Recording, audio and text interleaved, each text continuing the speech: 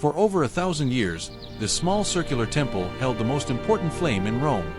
The Temple of Vesta, the symbolic heart of the city, stood not for power or conquest, but for continuity. As long as the sacred fire burned, Rome was believed to endure.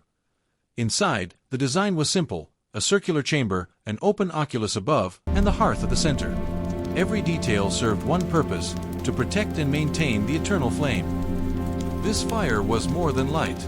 It was the living spirit of Rome, tended day and night by the Vestal Virgins. Its extinction was unthinkable, a sign that Rome itself had fallen out of divine favor.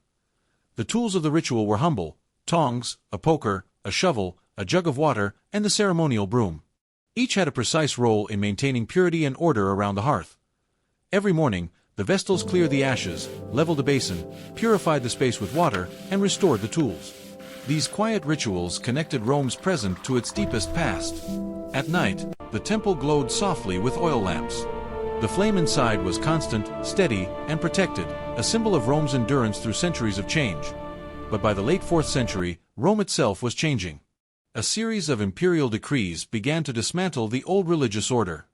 In AD 380, the Edict of Thessalonica declared Christianity the official religion of the empire. Traditional cults, once central to Roman identity, began losing state support. In AD 381, early restrictions targeted public sacrifices and temple activity. The rituals that had defined Roman civic life were now discouraged. By AD 382, state funding for pagan priesthoods was removed. The Vestals, once protected by law and honored by the Senate, now stood without institutional support. In AD 384, the removal of the altar of victory from the Senate House signaled a symbolic break with Rome's ancient traditions. The defenders of the old religion were losing ground. In AD 391, the First Theodosian decrees banned public pagan rituals and restricted temple visits. The Temple of Vesta remained standing, but its rituals were now legally constrained. In AD 392, the second wave of decrees outlawed all pagan worship, public and private. The rituals of the Vestals, unchanged for centuries, were now forbidden by law.